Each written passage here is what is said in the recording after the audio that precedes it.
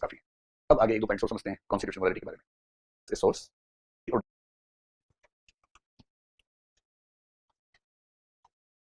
so there is a possibility that they ask again about this question. This is a term which is in use nowadays in political circles. So what is constitutional morality? तो कितना simple है, कई बार question में answer होता है what is constitutional morality, the morality based on constitution is constitutional morality. कितना simple है, बस यही आंसर है इसका। द मोरालिटी बेस्ड ऑन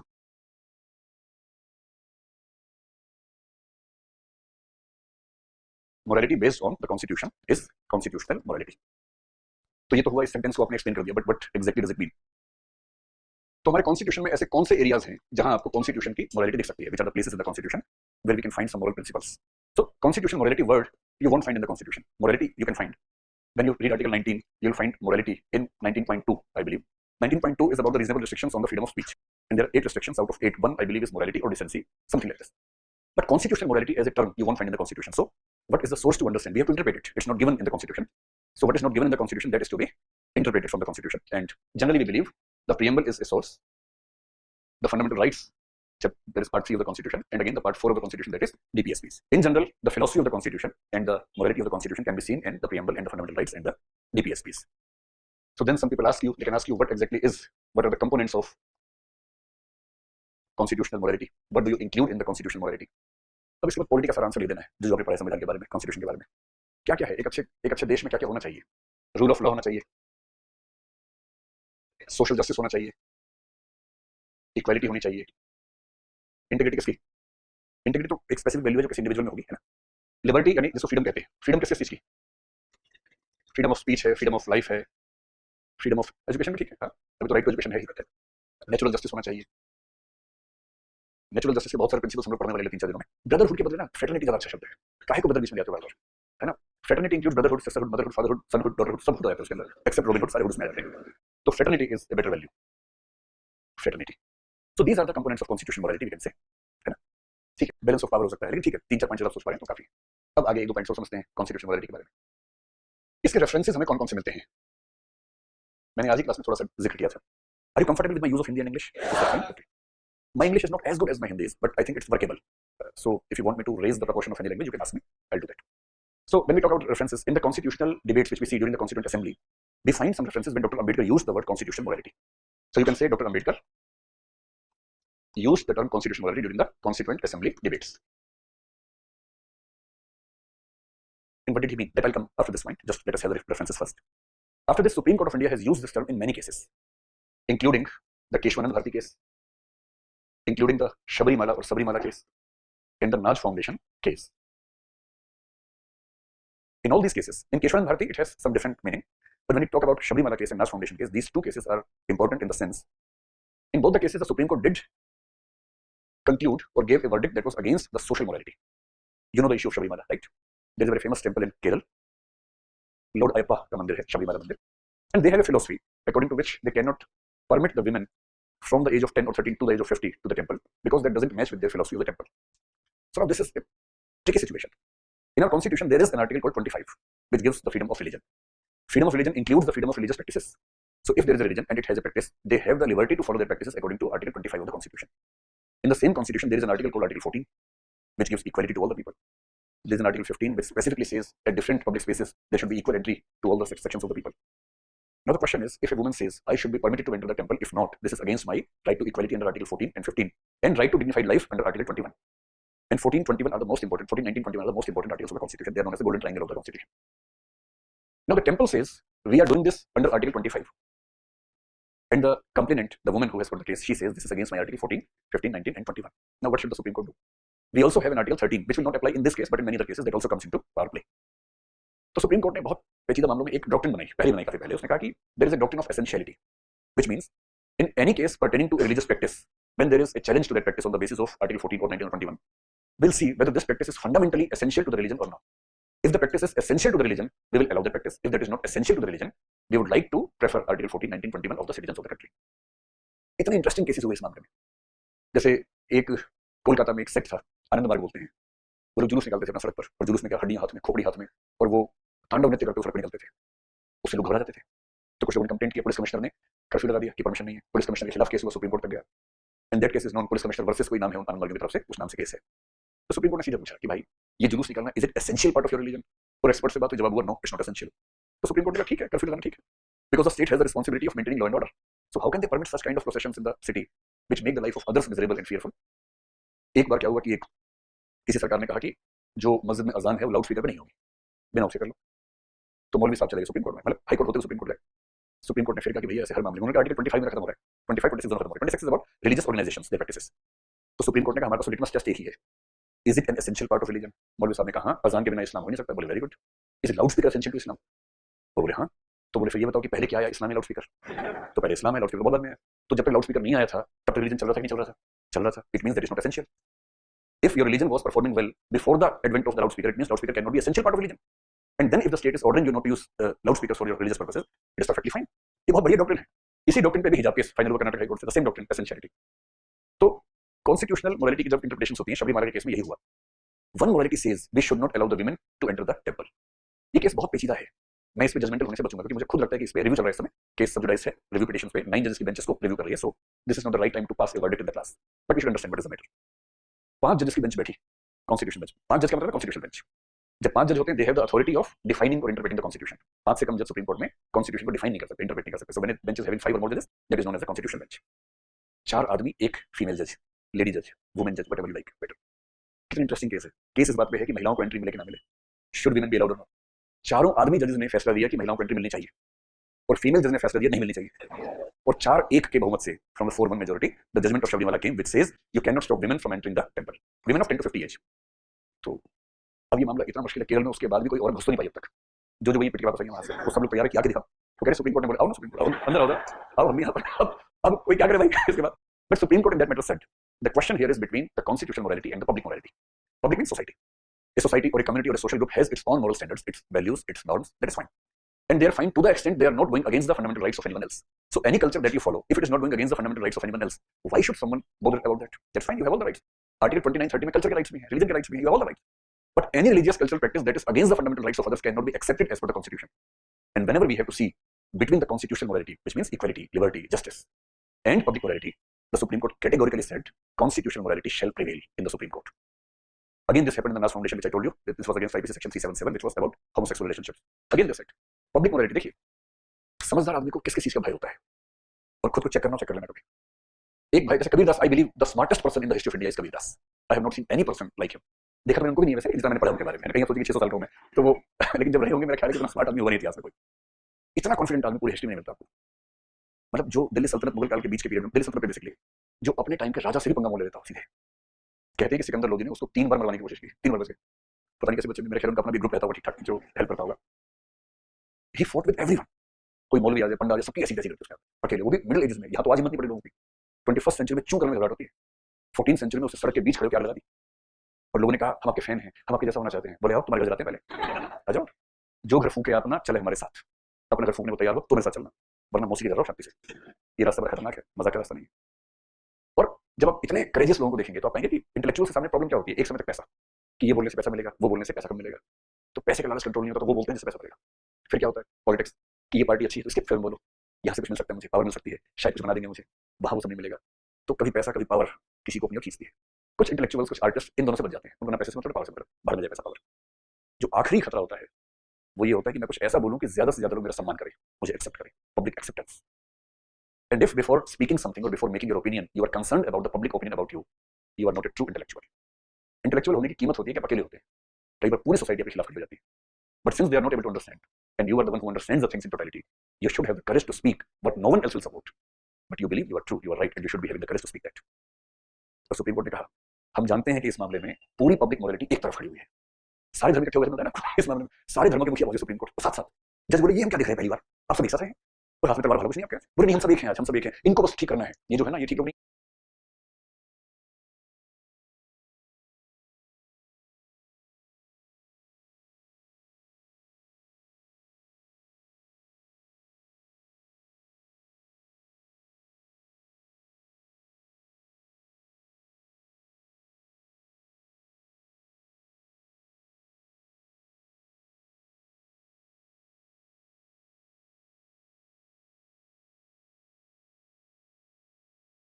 ये होमोसेक्सुअल्स हैं, समाज खराब कर देंगे हमारा। तो सुप्रीम कोर्ट ने कहा this is a rare example when almost all the people of the society have one view and a very limited minority has other view and we find that very limited minority has the point in their view and they should be given equal protection of laws, their rights should be protected and since we are the जजेस of democracy we have to uphold constitutional morality over public morality. इसके बाद हमें कितनी गालियां पड़ेंगी, पड़ती रहें, पर हम वही फैसला करेंगे जो फैसला कॉन्स्टिट्यूशनल मोरालिटी से होगा। इसलिए एक स्ट्रॉन्ग सुप्रीम कोर्ट जरूरी होता है देश में। स्ट्रॉन्ग सुप्रीम कोर्ट ना हो तो मेजोरिटेरियनिज्म कहां से कहां पहुंचा देगा चीजों का आपको अंदाजा नहीं है, ऐसी की तैसी हो जाएगी। डेमोक्रेसी का आखिरी खतरा होता है dictatorship of the majority. If A party has the majority, if it has been able to have the votes of majority and the guarantee that they will again have the votes of majority and they become criminal, they go against other minorities or other sections of society. If we don't have a strong supreme court, no one can stop from the country going into dictatorship of the majority, and majoritarianism is not democracy. Democracy means every individual has the dignity to live, be it minority, be it majority. और इसलिए कहते हैं कि अब नेता किसी party के होंगे पर मुख्यमंत्री या प्रधानमंत्री देश के हैं या राज्य के हैं, किसी समुदाय के नहीं, किसी कम्युनिटी के नहीं। और अगर कोई मुख्यमंत्री या प्रधानमंत्री तय कर ले कि मैं तो समुदाय का ही हूं, तो कोई तो हो उसको टाइट करने के लिए। इंग्लैंड में कोई टाइट नहीं कर सकता, अमेरिका और भारत ठीक है इस मामले में, सुप्रीम कोर्ट दादा बैठे टाइट करने के लिए। इंग्लैंड का तो हाल ये है कि पार्लियामेंट के बारे में कहते हैं the parliament of Britain can not do only one thing, it can not make a male female and a female a male, everything else it can do, क्योंकि पार्लियामेंट सुप्रीमेसी वाली कंट्री है और हम बैलेंस ऑफ पावर वाले हैं। सो constitutional morality जब भी आपसे पूछे, अब रेफरेंसेस के तौर पे इन केसेस का जिक्र करें, and this is something great about our country. अब इसमें आप अंतिम बात कह सकते हैं why is it significant, what is the significance of constitutional morality, क्यों चाहिए हमें? तो ये इसलिए चाहिए कि हम एक ऐसी कंट्री में जहां डेमोक्रेसी है, डेमोक्रेसी में हमेशा खतरा होता है मेजोरिटेरियनिज्म का, और जब मेजोरिटेरियनिज्म आता है so there is a clear risk on the rights of the minorities, rights of the minorities are at risk. इसलिए हमें कॉन्स्टिट्यूशनल एथिक्स चाहिए। जेएस मिल ने बड़ी अच्छी बात कही थी, अगर 100 में से 99 लोग एक ही बात कह रहे हो और एक आदमी अलग बात कह रहा हो तब भी उसको चुप नहीं करवाना चाहिए। दो रीजन से हम जेएस मिल को पढ़ने लगते हैं। फर्स्ट, मोरल रीजन, जितना राइट इन 99 को बोलने का उतना ही राइट उस व्यक्ति के पास भी है, सो ही और she should be given equal opportunity of speaking.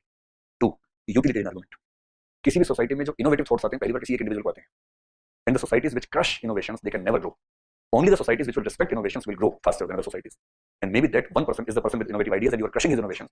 Maybe his or her innovation is able to move the society forward. Listen to him, listen to her. If the idea is not good, people will leave it. If the idea has strength, they will have to accept it. इसलिए एक आदमी भी हो ना तो उसकी बात का भी उतना वजन होना चाहिए कि उसको बोलने का मौका मिले। ये खतरा डेमोक्रेसी में। सेकंडली, हमारी कंट्री मोनोलिथिक स्ट्रक्चर की है, डाइवर्स कंट्री है, diverse country. So in a country where there is a lot of diversity, there again we need to be very much cautious about the rights of minorities. Any group of people who are less in numbers, who cannot make it to Lok Sabha and Rajya Sabha, और बड़ा खेल है। देखिए democracy के बारे में सबसे बड़ा झूठ ये है कि इसमें सबका ध्यान रखा जाता है, झोल है बहुत ज्यादा। डेमोक्रेसी को सबसे अच्छा डिफाइन किया लास्की नाम के एक आदमी ने, आपने नाम सुना होगा लास्की का, एच.जे. लास्की बोलते हैं, हेराल्ड जे लास्की। इन 1950 में उसकी मौत हुई, तो 1930s एंड 40s में काफी एक्टिव था। उसने प्लुरलिस्टिक कांसेप्ट ऑफ डेमोक्रेसी को डिफाइन किया, which says democracy is basically bargaining process. वो सब कहने की बातें हैं, of the people, for the people, by the people, democracy is the government, क्या बोलते हैं उसको। तो एक बच्चे को इंग्लिश कम आती थी, उसने लिखा ऐसे, of the people, by the people, for the people. So democracy is the government of the people, for the people, by the people. और उसको पता नहीं चला, उसने स्पेलिंग मिस्टेक करके इतिहास रच दिया और सही डिफाइन कर दिया। और लोग क्या डिफाइन करने लगे हुए थे, वो सब किताबी बातें हैं, असली बात बोली। In any society there are some interest groups and some of the interest groups become pressure groups. Interest group का मतलब जिनका इंटरेस्ट सेम है, सारे किसान इंटरेस्ट ग्रुप हो गए, रिक्शा चलाने वाले इंटरेस्ट ग्रुप हो गए, टीचर्स इंटरेस्ट ग्रुप, वकील इंटरेस्ट ग्रुप, आपस में उन सबके इंटरेस्ट सेम है। उनमें से कुछ जिनमें ताकत है सरकार पर दबाव बनाने की, वो बनते हैं pressure groups. The interest groups which have the power to negotiate with the government, to pressurize the government, they become the pressure groups. लेकिन हर इंटरेस्ट ग्रुप प्रेशर ग्रुप नहीं बन पाता, इसलिए जब डॉक्टर हड़ताल करते हैं तो सरकार घुसने लग जाती है, टीचर्स करते हैं सरकार भाग देती है। टीचर बोलते हैं हम कॉलेज में नहीं आएंगे, सरकार बोलती है वैसे आते हो, मत आओ, 10 दिन मत आओ, पर डॉक्टर बोल देते हो जाती है कि लोग मर जाएंगे। तो कुछ इंटरेस्ट ग्रुप में प्रेशर ग्रुप बनने की ताकत होती है, and democracy is nothing but the bargaining process of these interest and pressure groups. और जिस प्रेशर ग्रुप में ताकत ज्यादा है वोट्स को मैनिपुलेट करने की, उसे अपने हिस्से से ज्यादा मिलेगा, नैतिक हिस्से से ज्यादा मिलेगा। और जो इलेक्शंस के रिजल्ट को मैनिपुलेट नहीं कर सकता, उसको अपने जायज हिस्से से कम मिलेगा। ये डेमोक्रेसी होती है। एक ऐसी माइनॉरिटी जो इकट्ठे वोट डालेगी और वोट का नंबर इतना है कि इंपैक्ट पड़ सकता है, उसको सब खुश करना चाहेंगे। And that's why whenever they ask you what is the significance of constitutional morality in a country where diversity exists to a great extent, we have to be careful that the rights of every minority, every single person belonging to any community should be protected. So this is important. Third, we have a lot of inequality in the country. Inequality है, discrimination है। और क्या कहता हूँ कि inequality और discrimination to some extent stems from the religious and cultural practices, ऐसा कह सकते हैं। इस सेंटेंस में गौर कीजिए, क्या हम ये कह सकते हैं कि discrimination and inequalities to some extent stem from the religious and cultural practices or roots? अगर ऐसा कह सकते हैं, इसको यूं समझें कि जैसे हमारे कास्ट इनइक्वालिटी है, कास्ट केवल एक सोशल मामला है या रिलीजियस टेक्स्ट में उसका जिक्र मिलता है, सपोर्ट मिलती है, उसको सपोर्ट मिलती है। इस्लाम में हम बात करें 4 विवाह 3 तलाक की जो बात करें, ये केवल सोशल मामला है या रिलीजियस टेक्स्ट से मदद मिलती है, मदद मिलती है। In a country where in every community many people are suffering from inequalities and discriminations, and some of inequalities and discrimination is based upon religious and cultural practices, we need something to curtail the power of religious and cultural ethics, which is known as public ethics. So in order to save the people from inequality and discrimination within the religions, we need to uphold constitutional morality over religious morality, over public morality, or over social morality. This is the argument from the Supreme Court, and this is the right argument from anyone's perspective, I think. Understood? Now can you write an essay about constitutional morality? Essay means 1200 words. इतना तो नहीं हो पाएगा ना, 400 लिख के फिर 400 लिख देना, फिर 400 लिख देना 3 बार। थोड़ी मैजिक करते थे तब तो बहुत लिखा आपने कॉलेज में, कॉलेज में तो 40 में काम चला देते हैं, वो हो जाएगा समय के साथ। अभी आपका मेन फोकस रखना है कि आप कंसेप्ट सारा समझें। कल टॉपिक नंबर 1 खत्म होगा, then I will dictate you 15 questions, dictate means questions, not answers, and then we'll discuss are you comfortable with the questions or not, and if there is a question which you are not comfortable writing, I'll explain how to write. Maybe I'll dictate 1 or 2 answers so that you are comfortable with the answer writing module of this ethics paper. Now coming to the next major topic, that is religion and morality. Religion and morality. दरअसल topic का नाम थोड़ा और लंबा कर देते हैं, इसको कहते हैं धर्म, रिलीजन एंड मोरालिटी। यस, कुछ वर्ड्स का ट्रांसलेशन हो नहीं सकता। हाँ, कुछ वर्ड्स को ट्रांसलेट करना बड़ा मुश्किल काम है। जैसे धर्म, आपकी इंग्लिश काफी अच्छी है, तो मुझे बताओ कि समोसा इंग्लिश में क्या होता है? क्या होता है? क्या होता है? ट्राइजोल। आपने क्या बोला? ये बता दो दोस्त यार। RISSOL, ये समोसा होता है? ये समोसा होता है? या समोसे जैसा कुछ होता है? सच में ये पॉसिबल नहीं है, मैं इसलिए परेशान हूँ। मैं इसलिए परेशान हूँ कि हो नहीं सकता है। मैं चेक करूंगा, स्पेलिंग नोट कर लिया दिमाग में, रिसोल। अच्छा, बढ़िया। और आपने क्या बताया था? यही? अच्छा, सैमोसा। ऐसा कुछ बोला हुआ ना आपने? समोसे को इंग्लिश में सैमोसा, सैमोसा। ये मैं आपसे क्यों कह रहा हूँ समझ? इसकी वजह ये है कि जो वर्ड्स किसी एक खास कल्चर में डेवलप होते हैं, एक यूनिक कंसेप्ट होता है, and that concept exist only in one culture. You cannot exactly see that concept in other cultures, and when these cultures do not have this concept, why can they, why should, how can they have the word for that? देखो भाषा कैसे, मेरे बड़े भैया America में रहते हैं, मेरी बेटी है ना वहीं पैदा तो यहाँ थी, तब से वहाँ रहती है। वो इंडियन डिशेस में इतने अच्छे नाम से पुकारती है ना, हमारी डिश होती है पुलाव जैसे है, वो उसका नाम ऐसे ऐसा बनाती है, the steamy brown rice with yellow dots. Yellow वाली दाल के टुकड़े होते हैं थोड़े से, steamy brown rice with yellow dots, ये है पुलाव। तो ट्रांसलेशन खींच खांच तो हो ही जाएगा, पर आत्मा निकल जाती है बाहर भाई।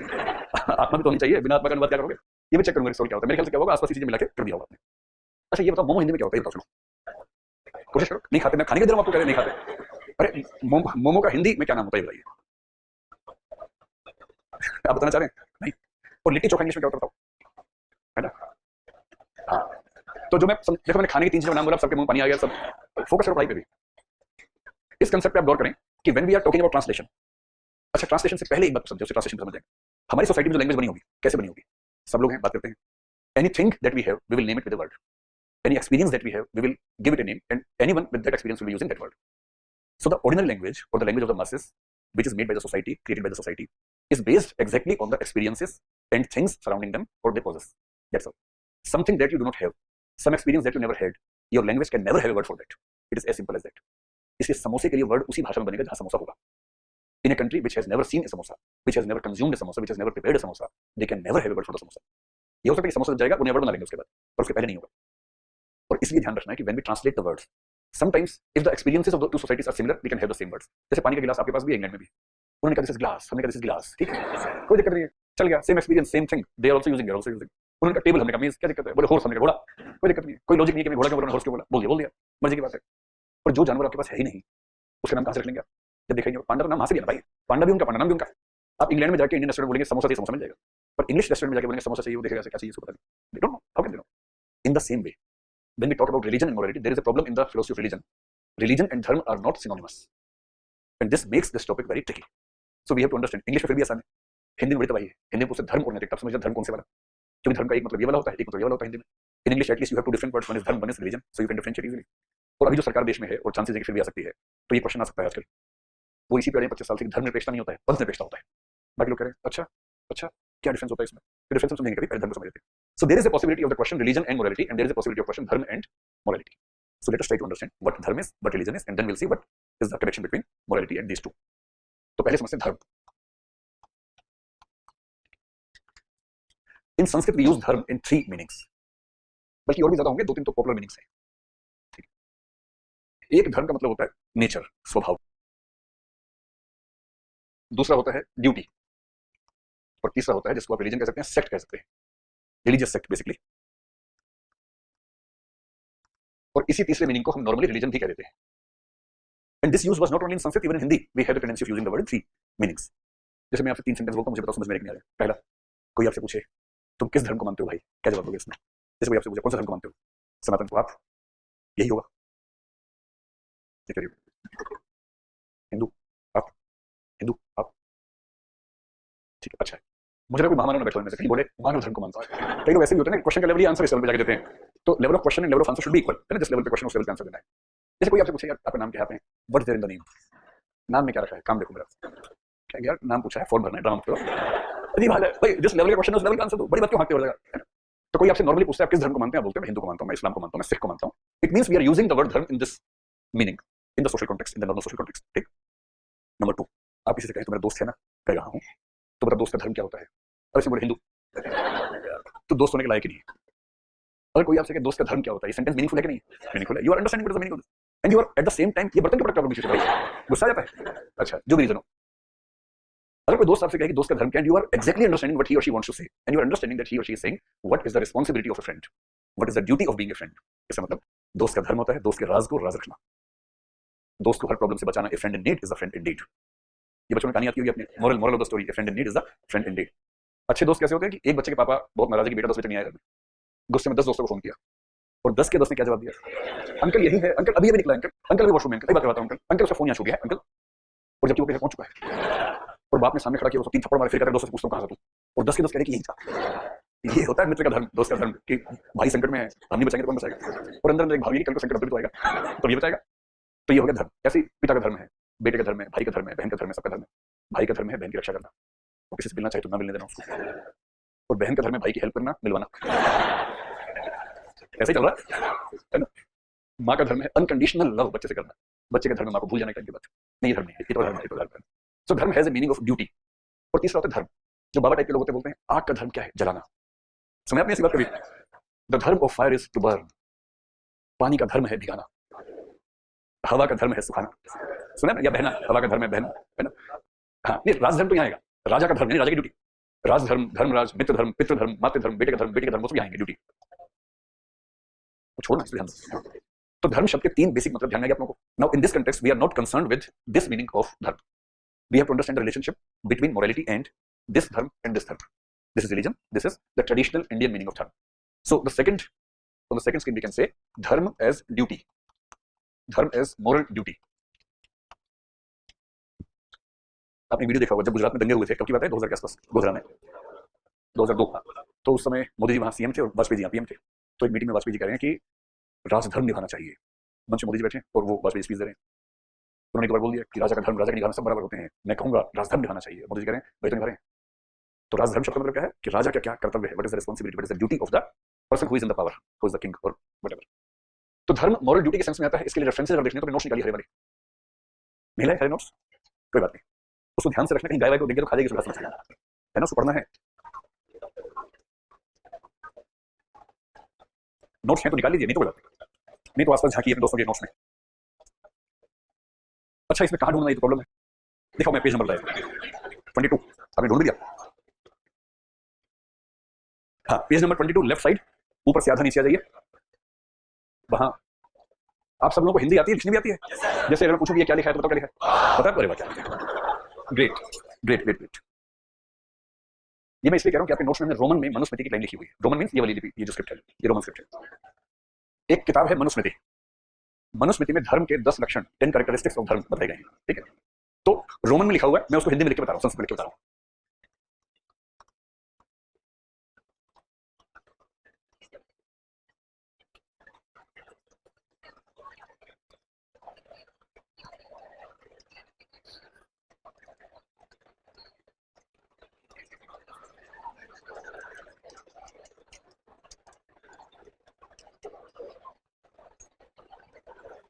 देखो ध्यान से देखो, ये जो प्राथमिक पाठशाला होती है ना छोटे बच्चों की, नर्सरी और केजी के बच्चों की, कि टीचर ने बोर्ड पर देखा उधर रामराज जाके पीछे अजीब है। आप लोग इतने मैच्योर है, कल को जिला संभालेंगे, उसको नहीं संभाल पाए, ठीक से संभालिए। तो चलो देखो, तो ये जो टेक्स्ट है ये मनुस्मृति से लिया गया है। मनुस्मृति में कई कई चीजें बड़ी खराब है, कई चीजें शानदार है। तो जो अम्बेडकराइट्स हैं वो मनुस्मृति से बहुत नाराज रहते हैं। डॉक्टर अम्बेडकर ने मनुस्मृति को जलाया था एक बार 25 दिसंबर के दिन। So Ambedkarites even today they celebrate 25 December as Manusmriti Dahan Diwas. On that day they burn this book because this book has been discriminatory to women as well as Dalit people at many places. जो सवर्ण लोग हैं, आप जानते हैं सवर्ण क्या होता है, gold gold upper caste, caste Hindus, उनमें से कुछ का मानना है कि मनुस्मृति जो ओरिजिनल थी वो वैसी नहीं थी, बाद में डिस्टोर्टेड है।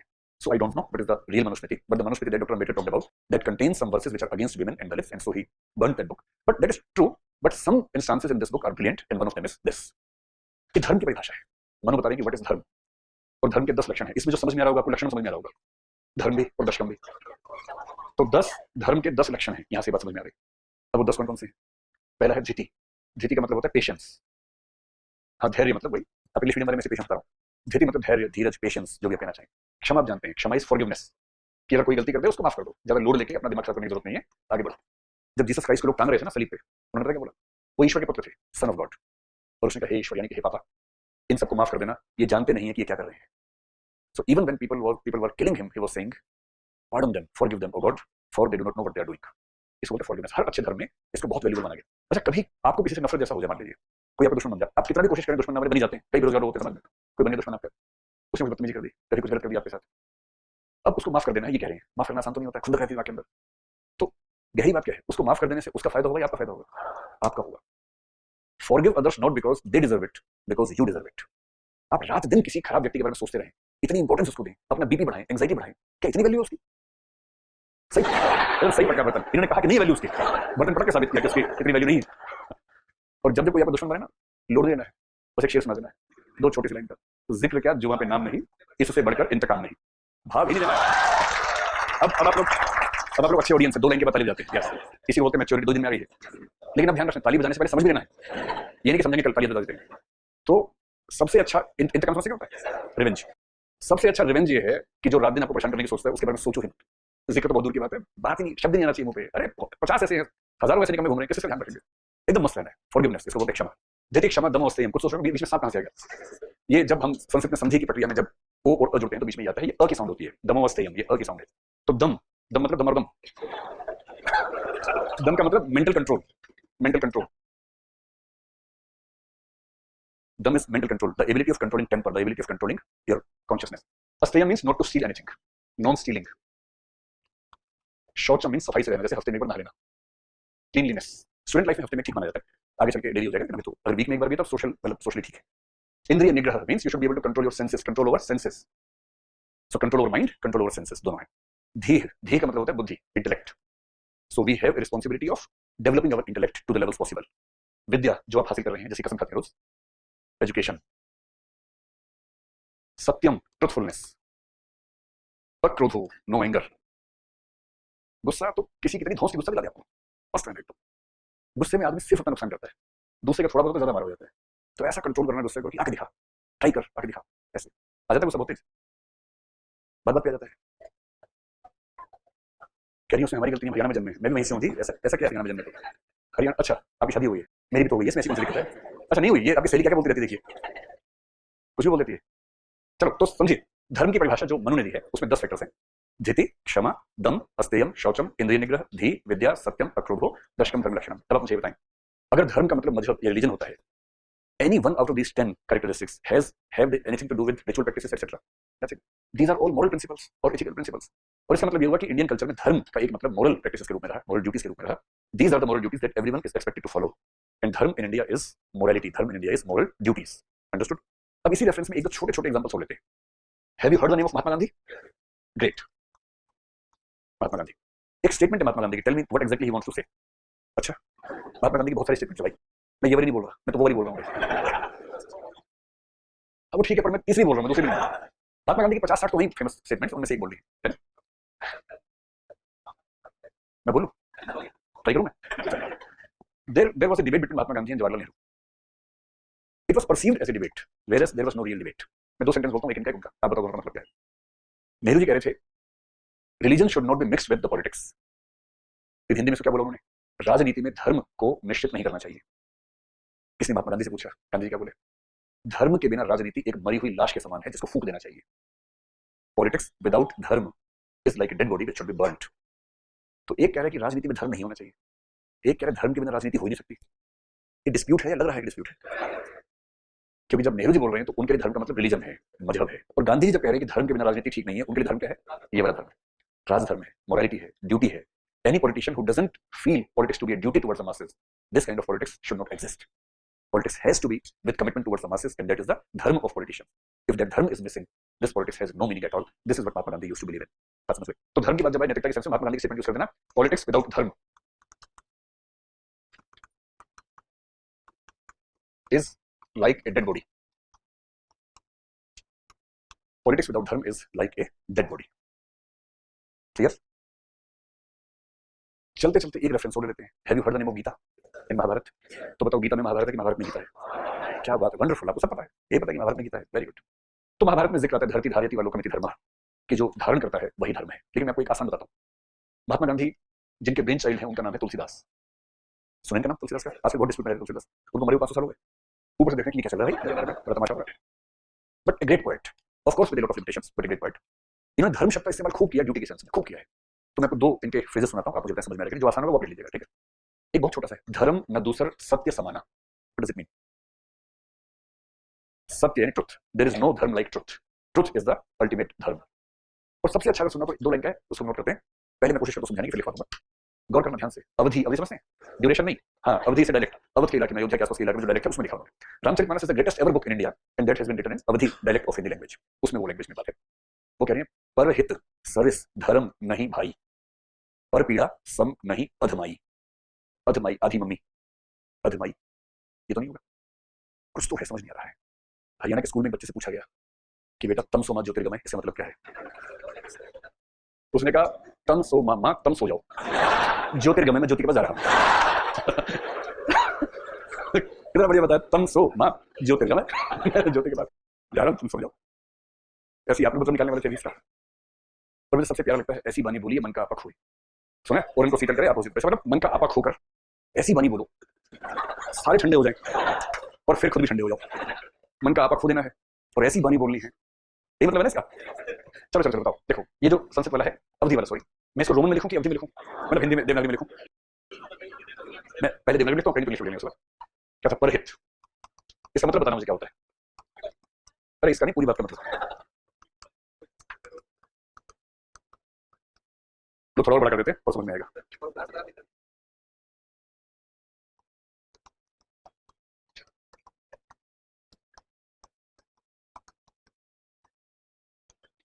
क्या आप इसको रोमन में कर लेंगे अपने आप? ट्रांसक्रिप्शन कहते हैं, ट्रांसक्राइब करना, जब आप सिर्फ स्क्रिप्ट चेंज करते हैं। तो इसका मतलब आप बताना चाह रहे हैं यहाँ पे चेहरे पर बदमाशी वाली स्माइल है कि अभी भी आपने कुछ किया है जैसे, और चोरी पकड़ी गई, क्या किया था? वैसे दोनों ने किया था। पहले हंस लो आराम से, जब हंसी खत्म हो तो बताना क्या किया था। वो तो बचपन से ऐसा करता है, उसकी टेंडेंसी है। आप पहले मिली क्या? मैं पहले जानता हूँ। वो इसीलिए बोला था कि आप बोलें, क्लास के बाद नोट सुनाएगा आपके लिए। आप अपना देखो ना, आपको यही सब होता है नोट बनाने के चक्कर में। भैया पढ़ाई पे ध्यान दो, आईएएस बन जाओगे, सब जीवन में अच्छा होगा, है ना? चलो, ये इतना बदमाश बच्चा है, पिछला बैच कर चुका है, अब आए क्लास में सबको इंप्रेस करने के पहले बोल देता है, और सब सोचे बाप रे बाप इतना आता है। अब मुझे पोल खोलनी पड़ेगी तुम्हारे, देखो मैं परसों से चुप हूँ, पोल ना खोलूं। मैं इस वास्ते चुप हूँ कि तमाशा ना हो। और वो समझते हैं कि मैं खाता ही नहीं। चलो ठीक है ना, ट्राई करते रहो। चलिए देखिए, मैं ऐसे हंसी मजाक करता हूँ, नोट करना तो मस्त है, जैसा आपको ठीक लगे।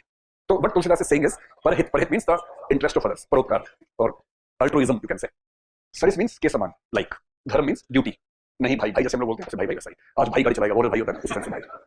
पर पीड़ा means pain to others, sufferings of others. सम मींस समान, इक्वल टू, नहीं means no, adharma means adharma, adharma is the opposite to धर्म।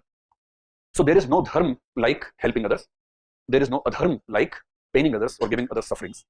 अब इसके बाद कुछ कहने को बचता है कि धर्म का मतलब क्या है? धर्म का मतलब ड्यूटी है, ड्यूटीफुलनेस है। So if you are fulfilling your duties which you are supposed to, like right now you are a student, you are a son or daughter, you are a brother or sister to someone. So all the relationships that you have in your life, you have duties towards every relationship. If you are fulfilling your duties into every relationship, it means you are on the path of dharma. If you are not fulfilling your responsibilities, your duties, it means you are on the path of adharma. This sense. और अगर कोई आपसे पूछे इस sentence में, what is the relationship between dharma and morality? धर्म का मतलब यहाँ पर क्या है जो अभी हमने लिया? I told you dharma has three meanings.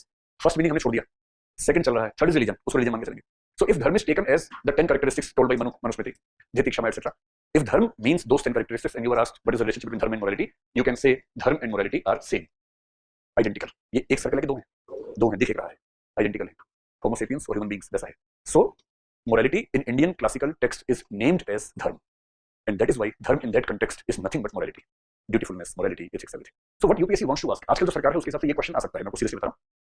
You must be knowing most likely एक एक्ट है जिसको बोलते हैं representation of peoples act 1951, you know, उसमें एक सेक्शन है, सेक्शन 123, उसकी इंटरप्रिटेशन कई मामलों में हुई है। एक मामला हुआ था सुप्रीम कोर्ट में, 3 जजेस की बेंच थी, it happened most likely 1995, around 1995, और उसमें एक बहुत फेमस जज थे उसमें। आपको वो जज है ना निर्भया केस के बाद जिन्होंने कमिटी में जस्टिस वर्मा, हाँ justice Verma was part of that judgment. Case क्या था कि महाराष्ट्र में एक नेता ने, 2-3 नेताओं ने इलेक्शन में कहा कि अगर आप हमें इलेक्शन जितवाओगे हम हिंदू राज्य बनेंगे, विधानसभा के इलेक्शन में। Section 123 of Representation of People Act says if someone uses the name of caste, religion, etc. to mislead people during election campaigns or to maybe instigate violence among the masses during the election speeches, that will be an electoral offense, and if that is proved, that election can be cancelled. इस पर case हुआ। Case की पूरी कहानी बताने की जरूरत नहीं है क्योंकि बड़ा इंटरेस्टिंग भी और गलत जजमेंट, मेरे ख्याल से देश के सबसे गलत जजमेंट में से एक वो है, not because of final judgment but because of the reasoning taken in that judgment. लेकिन उसमें एक अच्छी बात थी, उसमें वकील साहब ने ये साबित किया कि धर्म डजंट मीन रिलीजन, धर्म means this. And if someone is saying कि मेरा धर्म ये है, हमारा धर्म ये है, it means it doesn't mean religion, it means ethics, it means morality. And then the advocate, who later became a governor of a state, he quoted many references from different texts, Mahabharata, Ramayana, Manusmriti, etc., and proved that whenever someone is using the term dharma, it doesn't necessarily mean religion or madhab. Due to those arguments, the Supreme Court gave a judgment. मैं supreme court बहुत respect करता हूँ, मैं उनकी judgement पढ़ता हूँ तो मैं हर बार दंग रह जाता हूँ कि इतना अच्छा जजमेंट कैसे लिखते हैं लोग। They write so good. उनका आर्गुमेंट का फ्लो देखिए, लैंग्वेज देखिए, क्लैरिटी देखिए, कॉम्प्रिहेंशन इसी से पता नहीं how they comprehend the situation, how they comprehend the total case, and how they classify it in different parts and how they relate different parts together. They are wonderful people. So dharma and morality are same. So now the second question can be, what is the relationship between religion in the sense of madhab, and morality or ethics?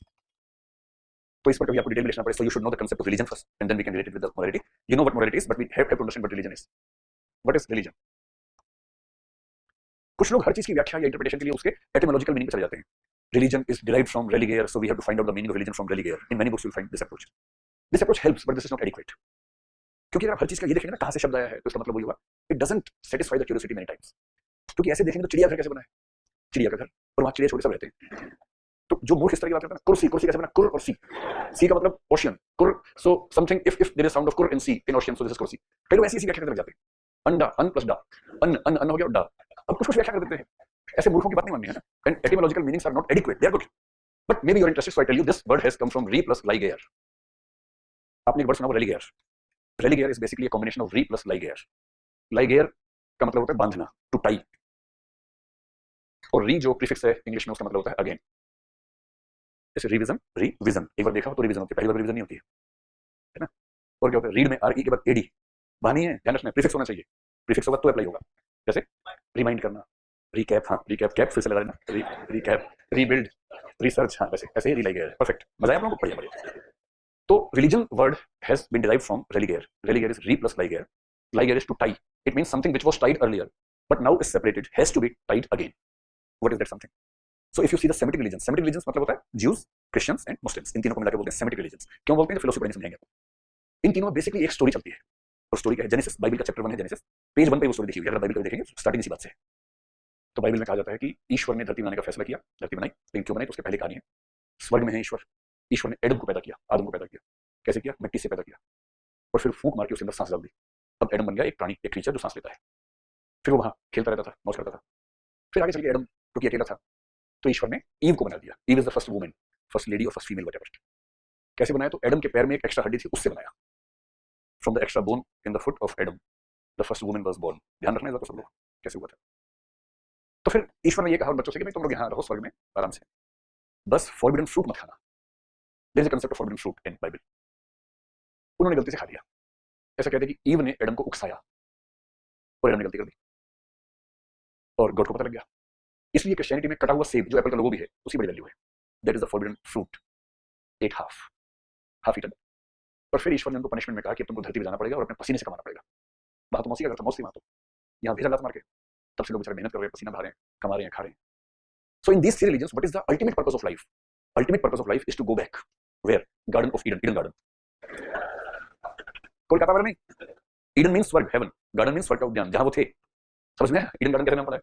The Garden of Eden was the place where they used to roam around when they were in the heaven. Eden means heaven. So they were, as a punishment, they were sent to the earth. Now the purpose of their existence is to go back to the world of God, kingdom of God, and to survive there. So earlier they were tied with God. They were in the heaven. बाद में लात खा के यहाँ आ गए थे. So now they have to again tie up with God. So all the things that are aimed at reaching human beings in the world of, in the kingdom of God, they are known as religion. This is the concept behind Semitic notion of God. Understood? पर हम religion की interpretation में सिर्फ Semitic meaning को क्यों लेके चलेंगे? So if you have to define a religion, no one ever has been able to define religion so far. लेकिन दुनिया में कोई भी religion हो, मैं आपको ये बता सकता हूँ कि उसमें क्या-क्या जरूर होगा। Three things collectively make something a religion. कोई भी religion हो, आप कहेंगे भगवान होना चाहिए, नहीं, जैनिज्म में नहीं होता है, बुद्धिज्म में भी नहीं होता है, तो बिना भगवान के धर्म चल रहे हैं खूब धूमधाम से, कहीं कोई दिक्कत नहीं है।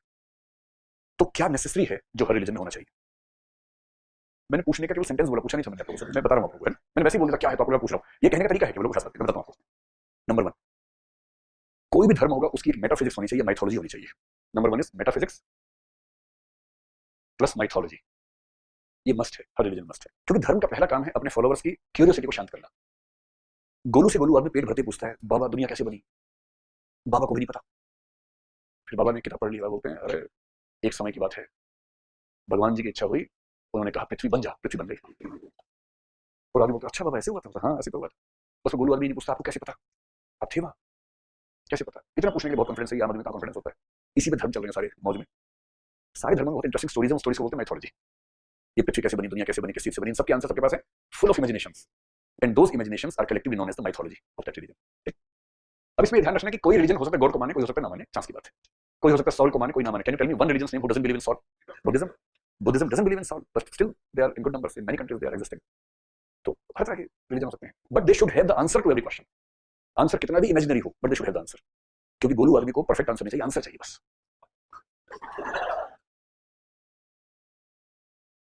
सो finally you prove that you are here today. इसको साइकोलॉजी में बोलते हैं एएसबी, अटेंशन सीकिंग बिहेवियर। ढाई ढाई साल के बच्चों से दिखना शुरू होता है और काफी समय तक रहता है, किसी किसी केस में लाइफ लॉन्ग भी रहता है। और ऐसे बच्चे क्लास के बीच में बैठ के बोलते हैं कि मुझे नहीं सुन रहा, बाकी सबको सुन रहा है। बहुत क्यूट है यार तुम मुझे, लेकिन I like your cuteness, you so smart. चलिए भाई, आवाज आप सबको आ रही है पीछे, बाकी लोगों को, बाकी सबको आ रही है? अच्छा एक बात बताओ, सबको आ रही है, एक को नहीं आ रही? मैं तुम्हारी क्यूट स्माइल देखकर समझ रहा हूँ कि तुम्हारा पर्पस पूरा हो गया। भाई आप सबसे मेरा एक निवेदन है, ये बहुत ही अच्छा लड़का है, अच्छा कमाता है, इसकी फैमिली भी अच्छी है, I know personally, he comes from a good family and he has everything, so please pay attention to this boy। मैं तुम्हारे साथ हूँ और चिंता ना करो, मैं इस बैच के खत्म होने से तुम्हारा रिश्ता करवा के मानूंगा। चलो अभी पढ़ लेते हैं, बाद में फिर ट्राई करेंगे। रोज रोज एक बार ट्राई करना है, और मैं भूल जाऊं तो कुछ कुछ बोलने की आवाज नहीं आ रही और ऐसे व्हाटएवर कुछ भी बोल देना, ताकि मुझे याद आ जाए कि मेरी जिम्मेदारी क्या है आपके प्रति। ठीक है, बस रिमाइंड करवाना पड़ता है, किसी बहाने से करवा देना, जैसे बोल देना सर पानी गिर रहा है ऊपर से, बेशक ना गिर रहा हो, मुझे याद आ जाएगा, बस फिर मैं हेल्प करूंगा आपकी। आप सब लोग ध्यान दीजिए थोड़ा सा भाई, अगर है ना, देखिए चलो चलो चलो। Number one, this is my non violent way of controlling students. मैं गुस्सा वैसा करता हूँ, बहुत प्यार से मैनेज करने की कोशिश करता हूँ। कोई शरारती बच्चा मेरे घर में भी दो हैं, महाशरारती है, मतलब आप थोड़े कम हैं, लेकिन but I have practice, I manage them every day. तो मेरी ठीक ठाक प्रैक्टिस है बच्चों को मैनेज करने की, और मुझे कभी वायलेंस करनी नहीं पड़ती, ना वर्बल ना फिजिकल, उनको प्यार से टाइट कर देता हूँ। तो अभी वैसे बच्चे छोटे से प्यारे से क्यूट से, है ना? और मैं सच बताऊं, एक समय था मैं भी इतना ही था, मुझे आपको पता नहीं होगा, आपको मैं पहले इतना ही था, तो मुझे पता है कि समझ में क्या क्या मन में आता है, आई नो। ठीक है, चलो ऑल द बेस्ट, आगे बढ़ते हैं। First thing every religion has to do is having a metaphysics and a mythology which is the collection of the answers to all problems, all issues, all questions. दुनिया कैसे बनी, क्यों बनी, मरेंगे तो क्या होगा, पुनर्जन्म और नहीं होगा, कितने भी गप वाले आंसर हो, बट आंसर होने चाहिए। And the normal religious follower needs answers, adequate answers. उसको इससे कोई मतलब नहीं है कि आंसर कॉग्निटिवली ठीक है या नहीं है। He or she just wants the satisfaction that I know the answers, and the religion has to provide the answers of all transcendental questions. Now, इसी में एक बात ध्यान रखें, every religion needs to have something transcendental. What is transcendental? It has nothing to do with dental. Transcendental, not dental. Transcendental means something beyond this world. कुछ ऐसा हर धर्म को मानना पड़ेगा जो इस दुनिया से परे हो, and the ultimate purpose has to be transcendental. अब उस ultimate purpose को आप हो सकता है कि liberation कहें, यानी कि मोक्ष कहें, मोक्ष is transcendental. आप हो सकता है गॉड की बात करें, आप हो सकता है सोल की बात करें, गॉड भी ट्रांसेंडेंटल है, सोल भी ट्रांसेंडेंटल है। आप हो सकता है कि हेवन की बात करें, हेल की बात करें। So whatever you believe, you have to believe in something transcendental that is beyond this empirical or practical world. That can be an entity like God. That can be another entity like soul. In some religions, there is no entity. There is experience, like moksha, nirvana. In Buddhism, we do not have God. We do not have soul. There is no eternal entity, no transcendental entity. But they have transcendental experience. That is moksha, nirvana, liberation. इस दुनिया का एक भी religion ऐसा नहीं है जो कुछ भी ट्रांसेंडेंटल ना मानता हो। They believe in something or something else that is transcendental. Understood? This is one. अगर किसी रिलीजन को चलना है तो second thing is it has to have rituals और रिचुअल प्रैक्टिसेस, जिसको हम हिंदी में कर्मकांड कहते हैं। सुना आपने कर्मकांड? Rituals, the collection of ritual practices, उसको हम रिचुअल्स कहते हैं। हर धर्म में रिचुअल्स है। हिंदू लोग बोलेंगे मंगलवार को व्रत रखो, हनुमान जी खुश होंगे। मुसलमान कहेंगे जुम्मे की नमाज अच्छी होती है। ईसाई लोग संडे को चर्च पहुंच जाते हैं, उनको लगता है संडे खास दिन है। मुसलमानों को लगता है फ्राइडे खास दिन है, हिंदुओं को लगता है मंगलवार बृहस्पतिवार, और 16 सोमवार का व्रत भी होता है। हाँ, कई लड़कियां रखती हैं 16 सोमवार का व्रत ताकि पति अच्छा मिले, फिर मिलता जो है जैसा मिलता है उसके बाद व्रत में भरोसा नहीं रहता। लेकिन एक भरोसा है कि सोमवार का दिन शिव जी का दिन है, मंगलवार हनुमान जी का है, और कोई दिन भी है स्पेसिफिक। थर्सडे किसका होता है? विष्णु जी का, और शनिवार शनिदेव का होता है। बहुत बढ़िया। रविवार भगवान सूर्य का है। इतना ही नहीं, रिचुअल्स में ये भी होता है, आपने भी देखा होगा जब रिचुअल्स होते हैं ना, पुरोहित वगैरह बड़ा केयरफुल तरीके से आप थोड़ा आगे आके बैठिए, फिर मंत्र, पानी डालिए, आपने गलती से मैं नहीं, मैं आपसे दया से डालना है, हाँ ठीक है दया से डाल। बड़ा स्पेसिफिक सेट ऑफ रिचुअल्स हर धर्म फॉलो करता है, सबको लगता है कि यही है। लेकिन हर धर्म में क्या होगा, रिचुअल्स का एक सेट होगा, चाहे वो बड़ा धर्म हो छोटा धर्म हो।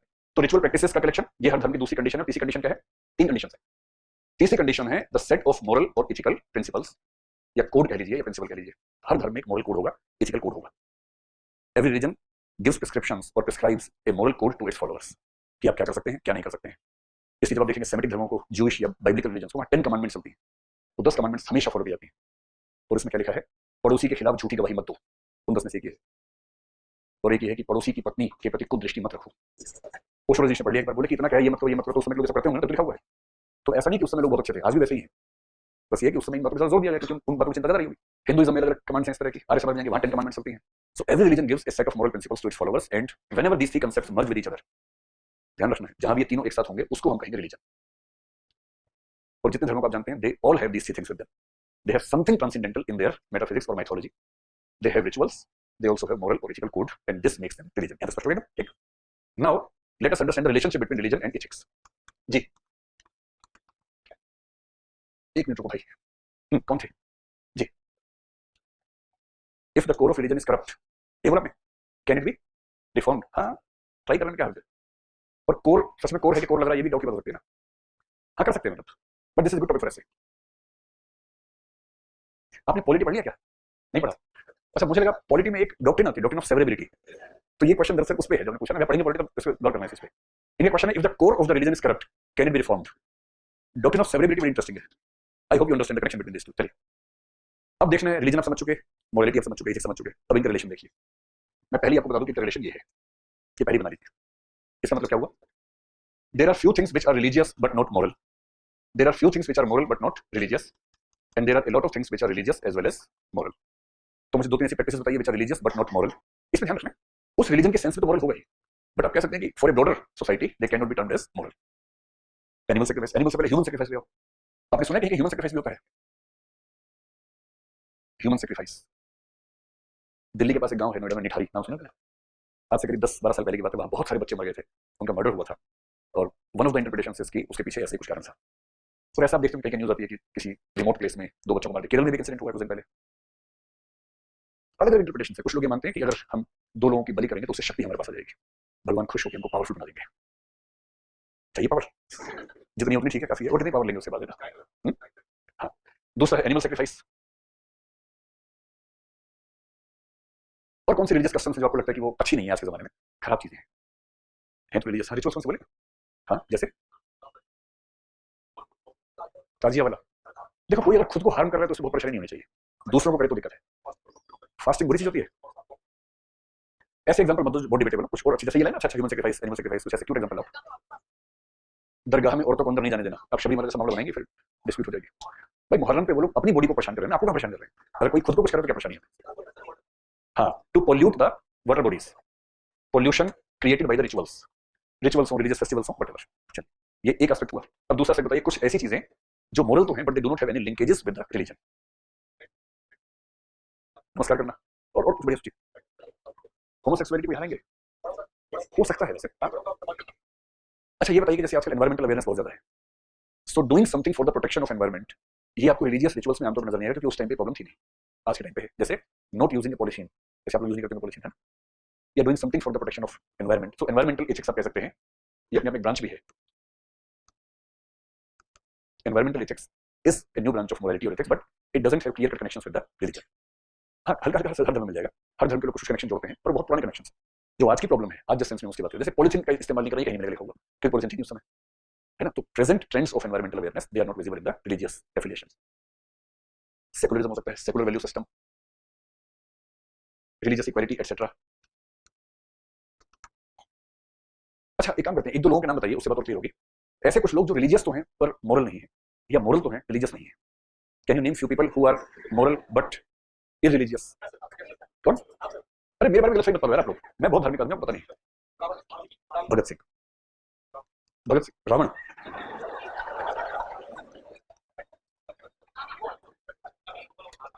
अच्छा पहले से नाम सुनिए ना, Bhagat Singh is believed to be an atheist and he has written a book. हालांकि उसको कुछ डिस्प्यूट किया है कि वो बुक उनकी है नहीं, but to the best of my knowledge he wrote a book called why am I an atheist. It's a very small book. अब भगत सिंह की मोरालिटी पे कोई कैसे डाउट कर सकता है? Is the highest level of morality which we have ever heard seen. So there are people like Bhagat Singh who were irreligious और anti religious but they are supposed to be moral. ऐसा कोई भी इंडिविजुअल जो किसी ऐसी आइडियोलॉजी में यकीन रखता हो जो ईश्वर को नहीं मानते, धर्म को नहीं मानते, but they are moral at the same time. और ऐसे लोग जो रिलीजियस हैं और मॉरल नहीं है, या देखो स्पेसिफिक नाम लेने से बचो. ये लोग कुछ नाम बोल, आप कहिए जो कुछ फेक सेंट्स मिलते हैं, नाम मत लिखिएगा. पता लगा चेक करने वाला उन्हीं का भक्त है और उसने कहा अच्छा अब दिखाता हूं तुझे मैं. रावण कह सकते हैं he was a religious person but not a moral person. Yes, कह सकते हैं. रावण बहुत बड़ा भक्त था शिव जी का. He has even written some text of Shiva bhakti. So may be you can say. अब बताइए ऐसे लोग जो रिलीजियस भी है, मॉरल भी है, और ऐसी चीजें जो रिलीजियस भी मॉरल भी हैं, जैसे religious charity, charity in the name of religion, है ना. और लोगों में देखना तो महात्मा गांधी, स्वामी विवेकानंद, जीसस क्राइस्ट को भी ले सकते हैं, महात्मा बुद्ध को भी ले सकते हैं, महावीर जो जैन धर्म के संस्थापक थे वो है, मोहम्मद पैगंबर है, किसी को भी आप ले सकते हैं. These all people are said to be religious as well as moral. अब अगर ये पूरी बात समझ में आ गई हो तो मैं एक कंसेप्ट आपसे पूछता हूं, आप बताएं खुद उस पर लिख पाएंगे नहीं. On the basis of relationship between morality and religion, some people believe that morality or ethics is of two types. One is religious morality and the other one is secular morality. Constitutional morality किस side आएगी? Secular में, ठीक है ना. Religious morality की खास बात क्या है? वो रिलीजन स्पेसिफिक होती है. उसमें ऑर्थोडॉक्सी ज्यादा होगी, कम होगी? ज्यादा होगी रिलीजियस में. It tends to be orthodox, it tends to be ritualistic, it has less flexibility. और ऑर्थोडॉक्सी आएगी उसमें interest. Secular morality is more universalistic in nature. It can encompass all the people of the world because they do not form the principles on religious basis but on the logical basis, rational basis. So for them, rationality, logic is paramount, and for these people, religious text is paramount.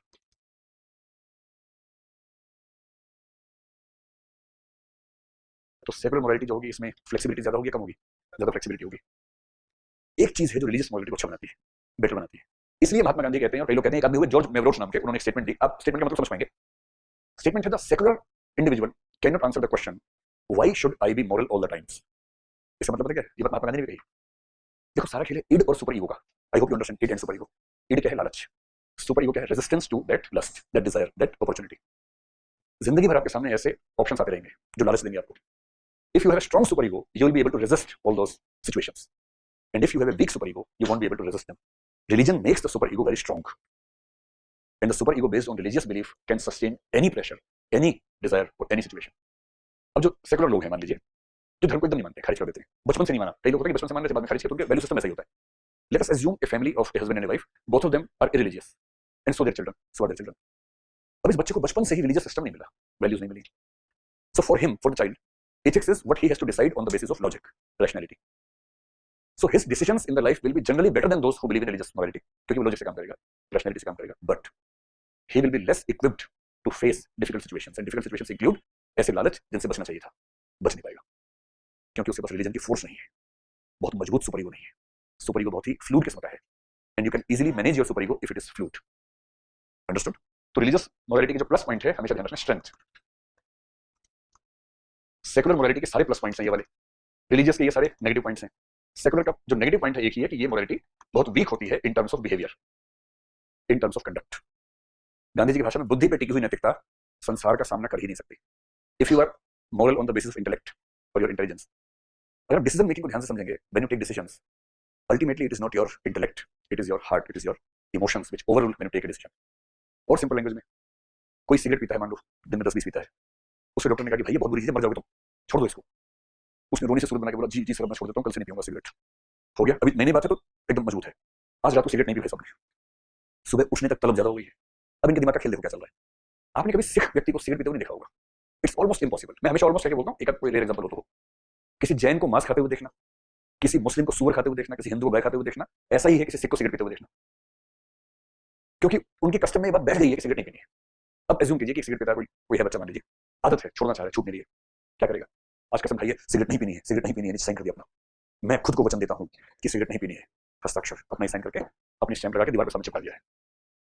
ये कसम चलती है 6 घंटे तक, क्योंकि cigarette पीने के तुरंत बाद लिखा है अभी मन शांत है, और फिर सो गया, नींद में पता नहीं चलता है, उठने के बाद अब मन कर रहा है, सामने कागज पे लिखा है मैं वचन देता हूं. अब कन्फ्लिक्ट है इड और सुपर ईगो. सुपर ईगो दीवार पर टंगी हुई है सामने, अंदर से आ रहा है यार पी ले मजा नहीं आ रहा, धुआं चाहिए अंदर, फेफड़ा आवाज लगा रहा है कि भाई धुआं भेजो, हम साफ करना चाह रहे हैं, धुआं नहीं आ रहा, क्या करें? अब ये आदमी कागज पे लेके बैठा, दिमाग वाला आदमी है. अगर सिख बच्चा होता सिगरेट की नहीं औकात नहीं किसी को परेशान कर सके, और रिलीजियस स्ट्रेंथ नहीं है इसके फैसले में, सिर्फ इंटेलेक्चुअल स्ट्रेंथ है। और इंटेलेक्चुअल स्ट्रेंथ जो होती है ना, कुछ लोग कहते हैं कि बुद्धि जो है ना मन की नौकरानी है, मन जो चाहेगा बुद्धि वही आर्गुमेंट देगी आपके, आपका मन डिसाइड करता है, बुद्धि या intellect produces the arguments in favour of what you want to do. अब आपका मन का सिगरेट पीने का, तो दिमाग क्या बोल रहा है, हाँ मतलब पूरा मत छोड़ो, 20 थी दिन में 5 कर लो, इतनी भी बुरी नहीं होती है। कल क्या रहा था, ये सिगरेट पीता था मर गया, ये मुकेश रहाणे ये मर गया, 28 साल का था कैंसर हो गया मर गया, कल वो सब आ रहा था। अब आप तुरंत जाएंगे गूगल पे, examples of the people who used to smoke but didn't die early, निकालिए 3-4 एग्जांपल कि mister Jennifer Stenson lived in America, he used to smoke 40 cigarettes a day, he died in the age of 102 years. Print out निकाल लिया उसका कि मैं यही हूं। तो फिर आप कहेंगे कि ऐसे भी तो लोग हैं सिगरेट पीते थे और दिल्ली में वैसे ही पॉल्यूशन है, we have to smoke 10 cigarettes without smoking a cigarette. और फिर अंत में क्या लास्ट आर्गुमेंट आएगा दिमाग से, यार 2 साल कम ही जिएंगे पर ठीक से जिएंगे, जिंदगी लंबी नहीं होनी चाहिए, जिंदगी बड़ी होनी चाहिए। और बड़ी जिंदगी कैसे होती है, हाँ अब दिमाग ऐसी चीज है कि जो आप चाहेंगे वही साबित कर देगा। इसलिए गांधी जी ने कहा कि बुद्धि पे टिकी नैतिकता बड़े खतरों के सामने टिक नहीं पाती है। You can not resist, you can not sustain in difficult situations if your morality is based only on intellect, it has no connections with your virtues और वैल्यूज और रिलीजियस बैकग्राउंड्स। अंडरस्टूड, कर लेंगे इसके बारे में। चल अब कंपैरिजन सारे हो गए, अब हम इस टॉपिक के एंड की तरफ बढ़ेंगे धीरे धीरे, कुछ सब टॉपिक्स बचे हैं, मेरे पास एक लिस्ट है, मैं लिस्ट निकाल लूं क्या क्या है। हाँ अब एक टॉपिक समझते हैं कि ये यूपीएससी ने पूछा है,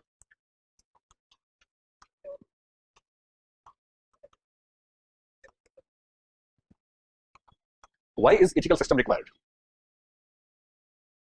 ठीक है, so the next topic is why do we require an ethical system in the society at all, इसकी जरूरत क्यों पड़ती है। और यूपीएससी ने इसी को एक एंगल चेंज करके सवाल पूछा था, you'll be able to understand in this discussion। Start करें। the next question is why is ethical system required at all, किसी सोसाइटी को एथिकल सिस्टम क्यों चाहिए होता है, उसके बिना हमारा काम क्यों नहीं चलता है, ये क्वेश्चन है। And before understanding this question you have to understand a thinker called Thomas Hobbes. Thomas Hobbes is one of the most crucial thinkers in the world of western ethics. हम इनका जिक्र करेंगे उस समय भी डिटेल में, अभी थोड़ा सा एक बात पर राय मशवरा कर लेते हैं। आपकी राय में human beings are basically selfish और basically altruistic. So human beings are basically selfish. मैं इसमें 3 ऑप्शन देता हूं ताकि आपको बाद में ये ना लगे कि ऑप्शन गलत दिया मैंने।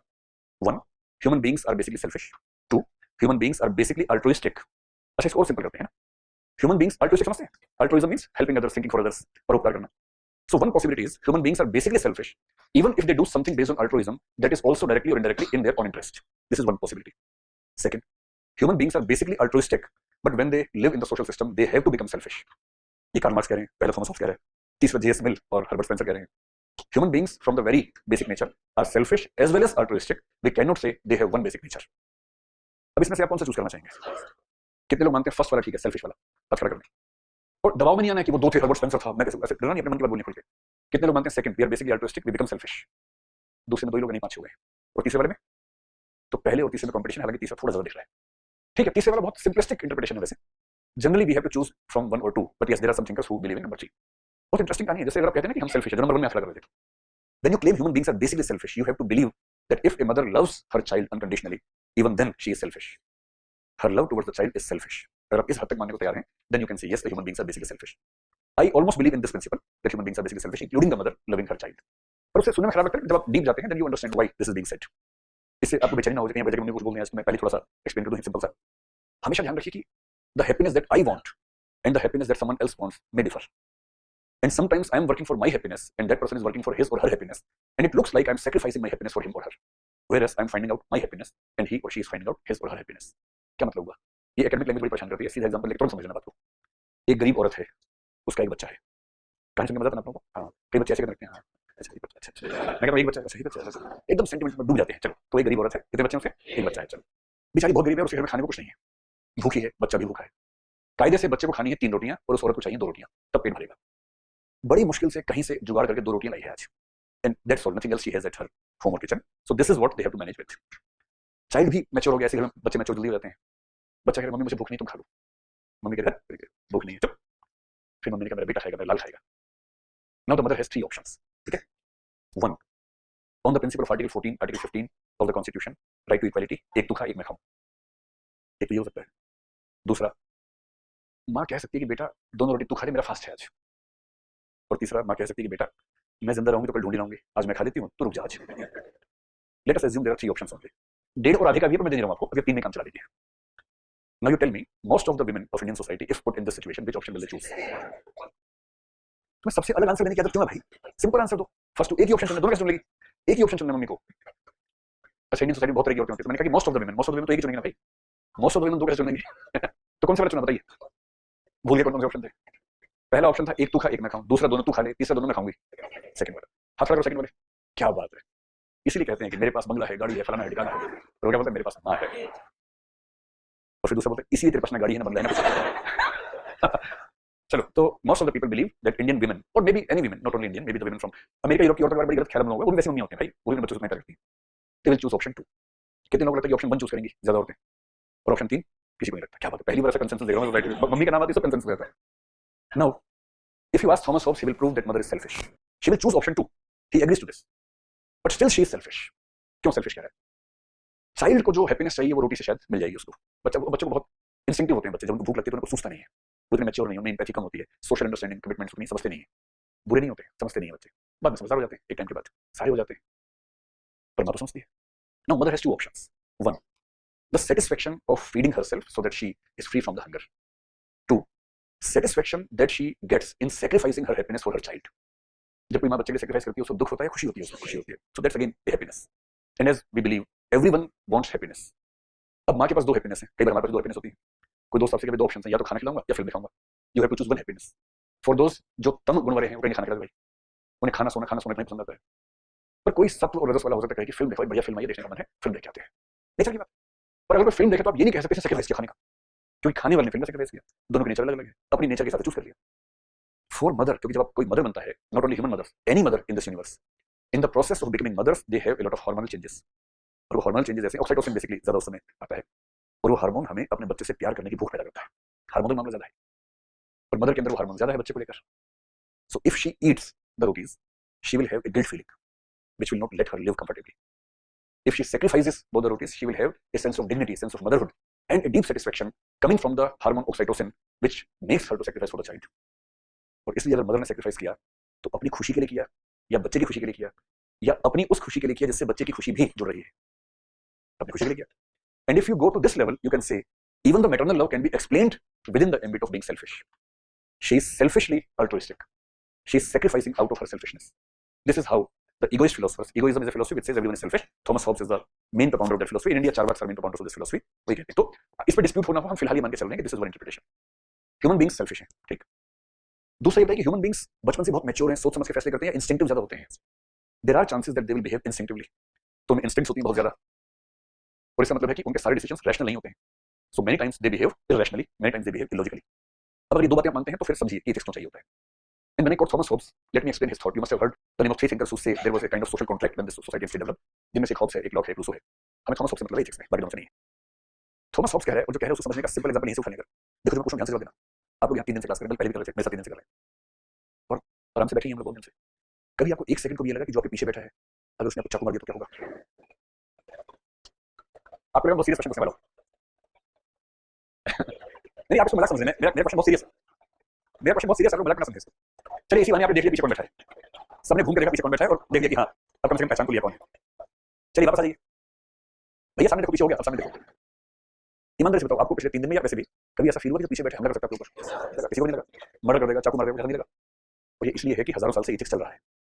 थॉमस हॉब्स इसी केस में दे रहा है, और वो कह रहा है कि जब ये सोसाइटी नहीं थी ना, स्टेट नहीं था, उसमें क्या था, उसको बोलता है ओरिजिनल पोजीशन या नेचुरल पोजीशन कह लीजिए उसको। When there was no state there was no society. आप ये तो इमेजिन कर रहे हैं कि सोसाइटी बनने से पहले भी हम थे, पहले सोसाइटी बनी है, पहले ह्यूमन बीइंग बना, ह्यूमन बीइंग फिर सोसाइटी बनी हुई, स्टेट बना हुआ साथ साथ। सोसाइटी और लैंग्वेज में पहले कौन बना किसी को नहीं पता, तो हम एज्यूम करते हैं दोनों साथ साथ बने, क्योंकि एक के बिना लैंग्वेज के बिना सोसाइटी कैसे बनेगी, और सोसाइटी के बिना लैंग्वेज कैसे बनेगी? And that is why we have to believe that the language and society developed together gradually. So there was a long time when human beings were there but there was no society.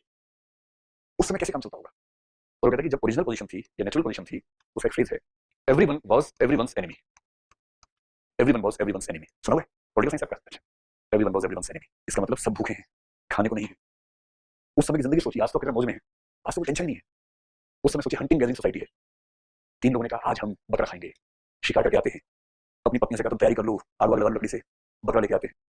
और जब वो जंगल में गए तभी शेर निकला, शेरनी से बोल के कि आदमी लेके आता हूँ, और ये 3 बकरे के पीछे दौड़ रहे हैं, शेर के पीछे दौड़ रहा है, और इनमें से 2 को शेर ले गया, एक बचा वो भी आधा। कैसी लाइफ रही होगी सोचिए कि रोज जंगल में अभी हिरन रोज निकलता है पानी पीने, एक दिन पड़ जाता है, नील गाय को कोई भी नहीं, मतलब किस दिन शेर सामने आ गया, खत्म मामला। ह्यूमन सोसाइटी पहले ऐसी थी, हर इंसान को हर इंसान से खतरा था, not specific to animals, even with human beings. इतने कम रिसोर्सेज हैं, इतनी स्ट्रगल है, कौन कब किसको मर्डर कर देगा, उसकी जो चीजें छीन लेगा, भरोसा नहीं था। अगर ऐसा जमाना होता और क्लास चल रही होती तो सबसे आगे देखो, तो ऐसे कैसे आगे देखो।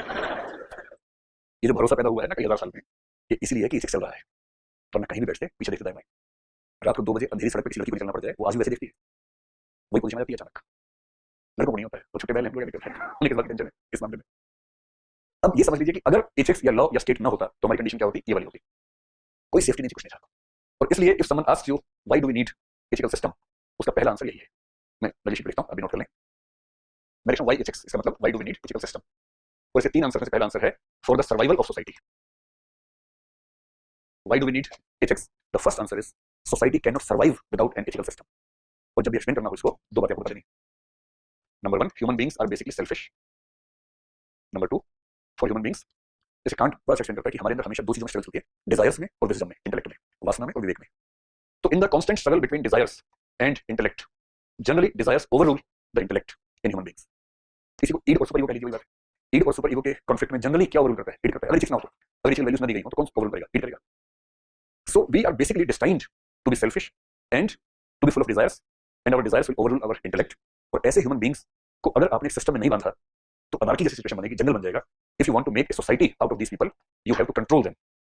Without a mechanism of controlling such people, the society cannot exist, the society cannot survive. And the mechanism to control these human beings or the members of society, the system which emerged is named as ethics, ethical order. क्या बात समझ में आ गई आप लोगों को? So the first reason we need to have an ethical order is this is a must for the survival of the society. We cannot survive without it. इसके बाद जब पूछा थॉमस हॉब्स ने कि फिर हुआ कैसे? यहाँ तक तो ठीक है, everyone was everyone's enemy, बात तो ठीक है, फिर हुआ कैसे? तब उसने बढ़िया कहानी सुनाई, गप मारी बड़ी सुंदर सी, इतनी बढ़िया गप सुनाई। उसने कहा सब लोग साथ साथ बैठे। अब मैं सोच रहा हूँ कि उस जमाने में साथ साथ कैसे बैठे होंगे? ऐसे ऐसे बैठे होंगे। बैठने तो इसलिए है, कहाँ बैठे कैसे बैठे? सब बोलेंगे आगे तू बैठ, आगे तू बैठ, मैं पीछे बैठूंगा। पर खैर उसने माना कि सब लोग साथ में बैठे, सबने बात की। हम परेशानी की बात कौन सी भाषा में की होगी? लैंग्वेज समझ नहीं आती है। जब मैं छोटा था, आपने भी सुना होगा कहानी कि जब सिकंदर भारत में आया, वो पोरस से मिला पंजाब के इलाके में, और पोरस को अरेस्ट कर लिया। सिकंदर के सामने सिकंदर ने पूछा, बोल तेरे साथ क्या सलूक किया जाए, मार दिया जाए कि छोड़ दिया जाए? ये मैंने नहीं कहा, कर बाबा। और पोरस ने कहा, वही सलूक करो जो एक राजा दूसरे राजा के साथ करता है। And the most interesting point is, वो इलाका पंजाब का है। सिकंदर को पंजाबी नहीं आती थी, पोरस को ग्रीक नहीं आती थी। तो बात कैसे हुई होगी? ग्रीस का इंडिया से पहला इंटरेक्शन था, तो ग्रीस से यहाँ की लैंग्वेज जानने वाले साथ आ नहीं सकते थे। यहाँ के लोग पहली बार ग्रीक लोगों से मिले थे, ये भी ग्रीक नहीं जान सकते थे। मैं आज तक परेशान की बात कैसे हुई होगी? और बात फिल्मी अंदाज में होती है, बोल तेरे साथ क्या सलूक किया जाए। शायद सिकंदर ने पूछा हो, ग्रीक में जैसे बोला हो, समझ ना क्या बोला। हाँ, आंखों आंखों बात होगी ना, जैसे आप लोग कर लेते हैं वैसे। चलिए, तो मोटी सी बात यह है कि उस जमाने में सोसाइटी ने मिलकर कुछ फैसले किए। हॉब्स की कल्पना देखिए, सब इकट्ठा बैठे, सबने बात की, सबने कहा देखो ठीक से जिंदा रहना है ना, ठीक से जिंदा रहना है तो कुछ करना होगा। दिमाग के पास खड़े करके बोला देखो ठीक से रहना है तो कुछ करना होगा। सुनो सुनो सुनो, मैं तो इमेजिन करता हूँ कितना सीन बना हुआ वहां पर, बढ़िया सीन बना होगा कि एक आदमी कह देखो सबको ठीक से रहना है, मैं उसकी। फिर दूसरा पहले पीछे जाओ, फिर बात करेंगे भाई, फिर बात की देखो इंसान की तरह रहना है, शांति से रहना है तो सब कुछ समझौता करना होगा। तब लोगों ने धीरे समझा, हाँ बताओ समझौता करना है। तब समझौता हुआ कि हम सब अपनी अपनी पावर छोड़ देते हैं और एक बड़ी सी मशीन बनाएंगे, लेवियाथन नाम की, लेवाइथन बोल देते हैं। एक बहुत बड़ी मशीन बनाएंगे, अपनी सारी पावर उसको दे देंगे। तो सारे ह्यूमन बीइंग्स ने अपनी अपनी पावर उसको दी, and this leviathan became the state. ये बन गया स्टेट, इसके पास सारी पावर आ गई और इसने कहा कि मैं रूल्स बनाऊंगा और सबको फॉलो करने होंगे। यहाँ से स्टेट पैदा हुआ, and it is the state which ensures that ethical order is in system, is in place. ये जो गप है लास्ट वाली, ये हॉब्स की गप है। सारे फिलोसफी अपनी अपनी गप है, अपनी अपनी कौन सी कहानियां, मनोरम कहानियां हैं, सुंदर सुंदर, तो उसकी कहानी वाली है। तो सर्वाइवल तो हो गया, अब आप जिंदा हैं तो खाली जिंदा थोड़ा रहना है। तो दूसरी बात है maintenance of the society. So the first thing is, if you want to survive as a society, you need to have an ethical system or an ethical order. Second, if you want to sustain or if you want to maintain the society in good shape, you again need to have ethical order. क्यों ऐसी बात करें? हमेशा एक बात याद रखिए, लिखनी एग्जाम में, समाज में 75% लोग कौन होते हैं? भोंदू। समझ रहे हैं भोंदू क्या होता है? एवरेज आईक्यू या बिलो एवरेज आईक्यू होते हैं। समाज आप लोगों से मिलकर नहीं बनता है, आप लोग तो इस समाज के टॉप लेवल के लोग बुद्धि के स्तर पे। You people are intellectually so high, but the society doesn't belong to you in this matter. Normal masses do either not have this level of intellect or they are not trained to use it. जब भी ethical system बनाएंगे कोशिश करनी है, it should be easy for everyone. और easy कैसे बनेगा? उसमें दो बातें ध्यान रखनी है फिर से। First of all, everyone faces many ethical dilemmas, everyone faces many ethical questions in his or her life. You need to give them easy and ready-made answers. You have to provide easy and ready-made answers to the society, ताकि उन सबका time बचे, energy बचे। This means ethical order. It saves a lot of time. It saves a lot of energy. वरना लोग अपनी जिंदगी का आधा हिस्सा इसी में निकाल देंगे कि क्या करना चाहिए, is it good, is it bad. Simplify कर दो। जैसे हिंदू लोगों ने कहा, सीधी सी बात है, भाई बहन में चाचा का बेटा बेटी हो, मामा का बेटा बेटी हो, बुआ का हो, फूफा का हो, मौसी का मौसा का हो, इनके साथ शादी नहीं हो सकती, बात खत्म। अब दिमाग नहीं लगाना है कम से कम। अब हिंदू घर में मौसी की बेटी, बात ही खत्म, सोचना ही नहीं है, खत्म। एक मॉडल है हमारे पास, हजारों ऐसे केसेस जो होते पहले खत्म हो गए। इजी जस्टिस सिस्टम, बात खत्म। इस चक्कर में ऐसा हुआ कोई होगा जिसको बहुत पसंद करते हैं, तो बच्चे भाई नहीं हो पाया तो ठीक है, ऐसे कीमत तो अदा करनी पड़ती है। किसी और सोसाइटी में दूसरे बना दिया, महाराष्ट्र में रूल बन गए कि मामा की तरफ शादी हो सकती है, चाचा और बुआ की तरफ नहीं हो सकती, उनका ये सिस्टम। साउथ में जाएंगे रूल चेंज हो जाएंगे। नंबूद्वीप ब्राह्मणों का एक सिस्टम है, संबंधम बोलते हैं, वो बड़ा यूनिक सिस्टम होता है। मुस्लिम्स में जाएंगे सिस्टम बन गया, उनकी सोसाइटी ने अलग तरीके से हैंडल किया। उन्होंने कहा भाई एक पेट से पैदा हुए दो बच्चों में शादी नहीं हो सकती, बात खत्म। बाकी चाचा का बच्चा है, मामा का है, फूफा का है, मौसा का है, कोई दिक्कत नहीं है, और इससे इजी एक्सेस हो गया। कई बार हिंदू समाज के रिश्ता ढूंढने कहाँ जाना पड़ता है, रिश्ता लेके 500 किलोमीटर दूर रिश्ता लेके, फिर 300 मील दूर गए, 200 मील दूर गए। उन्होंने क्या रास्ता निकाला, आपस में देखना भाई, and they prefer marriages with in the relationship, क्योंकि वो जानते हैं उसको पहले से, फैमिली को जानते हैं। इसका मतलब ये नहीं कि उनका सिस्टम अच्छा है कि सिस्टम अच्छा है, इसका मतलब सिर्फ ये कि every society has to find out ways and simple solutions what should be done but should not be done, that's all. And if a simple solution has been provided to all the people, a lot of time and a lot of energy is saved, and this time and energy can be invested for the development of society. यहाँ इस बात को समझने के लिए आप additive जब पढ़ेंगे दो शब्द आएंगे, अभी हिंट कर रहा हूँ. जो हमारा दिमाग है वो दो तरीके से काम करता है. एक होता है सिस्टमैटिक प्रोसेसिंग, इन वर्ड्स को यही कहीं साइड में लिख लीजिए ताकि बाद में रिलेट करने में आसानी हो. And the other one is heuristic processing. Heuristic processing. This is how our mind works. We work in two modes. One mode is systematic processing and one is heuristic processing. 99% time हमारी चालू रहती है heuristic processing. 99 95 96 भी हो सकता है. Generally हम ऐसा बिलीव करते हैं. And we get into systematic processing mode almost for 1% activities only. What does it mean? Heuristic का मतलब है दिमाग नहीं लगाना है, एनर्जी बचानी है. समझो बाइक की आवाज अकेला है, झुम झुम झुम कर रहा है, जाओ बाइक से सड़क चलाओ, पर चलाएगा नहीं, झुम झुम झुम करता रहेगा, भाई कोई सुनने वाला है बैठने के लिए. ऐसे बिहेवियर समझा लोगों का. बाइक की आवाज में भी इमोशंस हैं. आप समझो कौन सा इमोशन बढ़ के बाहर आ चलेगा. चलिए चलिए, क्या बात है, सो क्यूट. कह लड़कों की बाइक ही इमोशन होती है उनके लिए. चलिए एक बात सुनो, जब बोलते हैं खुल के बोलते हैं, दोस्त के पीछे छुप के नहीं बोलते हैं, और बाइक चलाना तो ऐसा कभी करते हैं. ऐसे लोग बाइक मतलब ये होता है साहस, खुल के बोलना चाहिए. और बाइक में बुलेट करवाती है भैया के पास. अच्छा क्या बात है. सीट कितनी है, 2 या 3? 2. चलिए जब हीरो होंडा को पॉपुलर हुई ना तो बुलेट परेशान हुई, तो फिर एक एड बुलेट ने दिया जो कि थोड़ा सा जेंडर इंसेंसिटिव था, बड़ा पॉपुलर हुआ. बड़े से बोर्ड पे लिखा, बुलेट की फोटो में सिर्फ लिखा क्योंकि मर्द खिलौनों से नहीं खेलते, उसके बाद 3 डॉट्स बस, और कुछ नहीं लिखा. अब जो हीरो होंडा चला के देखो उसको ये क्या बात हुई, ये क्या बात हुई. ये वही लोग जो बोलते हैं मर्द है तो पीछे सिगरेट मतलब चलिए सिगरेट लिखा. तो बुलेट का मतलब सामंतवाद आधुनिक काल में जिंदा है. भट भट भट भट मतलब दुनिया को दिखा देना कि ताकत मेरे पास है, वो और बहुत ज्यादा है. चलो ह्यूरिस्टिक क्या है, सिस्टमैटिक क्या है. 99% क्या होता है कि हम अपना एनर्जी सेविंग मोड में रहते हैं. एनर्जी सेविंग मोड का मतलब है दिमाग नहीं लगाना है बस. जैसे आप आगे बैठे, साथ में कौन बैठा है, होगा कोई मेनू की, आप ध्यान देंगे नहीं. कई जो बच्चे नए आते हैं ना, जो मिलता है आपका क्या नाम है, अच्छा आप कहाँ रहते हैं, कहाँ से आए हैं, अच्छा अच्छा अच्छा अच्छा, आपके कितने भाई बहन हैं, तो ये भैया फूफा जी क्यों मेरे बात परेशान हो, मुझे रिश्ता नहीं करना अपना भाई. गांव का आदमी पहली बार शहर में तो दिल्ली में मेट्रो बैठे 7 बजे बैठे दिमाग खा जाता है उसका. आप कहाँ से, अच्छा मैं गन्ना लाऊंगा गाँव से आपके लिए, मैं गन्ना गुड़ दूंगा मैं आपको, एड्रेस दो, फोन नंबर. शहर वाला इतना मनहूस हो चुका होता है, उसे किसी से बात करने का मन नहीं करता. वो मेट्रो में घुसते भाड़े से लगता है, इसको देखे नहीं मुझे, क्योंकि वो थक चुका है रिलेशन से. वो टाइम खराब करना चाह रहा. वो देखेगा भी दिमाग खर्च थोड़ा सा, भाई 4 किलोमीटर खर्च हो गया पहचानने में इसको, तो मैं क्यों 3 किलोमीटर खर्च करूँ. This is heuristic mode. कौन सा बैठे पता नहीं, अब आराम से निकले, ऑटो वाले को रोका, ऑटो का नंबर क्या मुझे क्या पता, कौन चलाता मुझे क्या पता, बैठ के आ गए, खाना खाने गए, रेस्टोरेंट में खाना दिया. आप ऐसा करते हैं कि रुको रुको पहले कुत्ते को खिला के देखो जहर तो नहीं है, चुपचाप खा लेते हैं, दिमाग नहीं लगाते ज्यादा. अगर खाना बनता हुआ देखेंगे खा नहीं पाएंगे, पर हम नहीं देखते, कौन दिमाग लगाता है. आपके दोस्त है उसने कहा तेल बना के खाएगा, आप खा लेते हैं, कहाँ शक करते हैं, खा लेते हैं. This is heuristic mode. दिमाग नहीं लगाना है, मिनिमम एनर्जी में सारा काम करना है. आपकी मम्मी ने फोन पे कहा बेटा ऐसे ऐसे काम कर देगा, हाँ मम्मी, बेटा पट्टी माँ तूने कहा था, मेरी माँ कही मैं काम करूंगा, उसने बात करूंगा, सोचना क्या इसमें. This is all heuristic mode, wherein you do not invest your mental energy into thinking and then deciding. You decide in autopilot mode. हरी होता है ना, अपने आप हो रहा है, दिमाग नहीं लगाना है, आप बस एक फ्लो में है and you are deciding everything as in the flow, nothing else. But in 1% of your activities, in your case it can be 5-10% because you are students right now. In the normal lifespan, in almost 1% activities, you have to take decisions very consciously. And when you involve into something consciously, you invest a lot of mental energy into that. For example, when you are attending a class, you have to be very attentive. And being attentive in the class means you are in the systematic process in that time. And you have to always put energy. And that is why in the longer classes, it's the responsibility of the teacher to crack some jokes between maybe 10-15 minutes so that you get refreshed. And then you are again able to invest energy into thinking, be in the systematic mode. बात समझ में आ रही. हम सब लोग basically स्वार्थी ही नहीं है, सेल्फिश नहीं है, सुस्त नहीं है साथ में. हम चाहते हैं कि कम से कम एनर्जी खर्च करनी पड़े, मिनिमम एनर्जी में सारा काम चल जाए. And that is why everyone wants to be in the heuristic processing for most of the time. He or she will go into systematic processing only when it is required. Otherwise, the auto mode is heuristic mode. अब आप ये बताइए कि अगर आपको जिंदगी में रोज ethical मामलों में सोचना पड़ जाए, ये करना ठीक रहेगा क्या, ठीक नहीं लग रहा, क्या करें क्या ना करें, दिमाग का दही हो जाएगा, धुआं निकल जाएगा दिमाग का. और अगर आप चाहते हैं सबका टाइम बचे, एनर्जी बचे, तो सिंपल तरीका, सब बंधुओं को एक फिक्स आंसर दे दो. इससे शादी नहीं, इससे शादी हाँ, बात इसके बियॉन्ड सोचना ही नहीं. मंगलवार को फास्ट रखना है, उसको ये सब बताओ कि वीक में एक बार फास्ट रखने से डाइजेस्टिव सिस्टम ठीक रहता है, क्योंकि वो कहेंगे मेरा तो ठीक चल रहा है, इतना दिमाग लगाना ही नहीं. मंगलवार ही क्यों, ये सब नहीं करना है, सिंपल मंगलवार हनुमान जी का दिन है, उस दिन फास्ट रखना है, इससे भगवान खुश होते हैं. गौरी खुश हो गया, भगवान जी खुश होकर फास्ट रखना है, मजा आ रहा है. उसको ये समझ नहीं आया कि करने वालों ने उसका डाइजेस्टिव सिस्टम ठीक करने का उपाय कर दिया है. और इतना वरना क्या होगा, मंगल को तो भाई साहब की शादी है, बुध को कर लूं क्या, फिर बुधवार कभी नहीं आता जिंदगी में. So make it fixed. Tuesday पक्के होता है, ट्यूसडे को आप 56 पकवान बना लीजिए, उनके सामने खा लो, मन तो कर रहा होगा ना. आज तो भगवान के साथ हमारी अंडरस्टैंडिंग, आज तो दिखाएंगे कुछ भी ले आओ.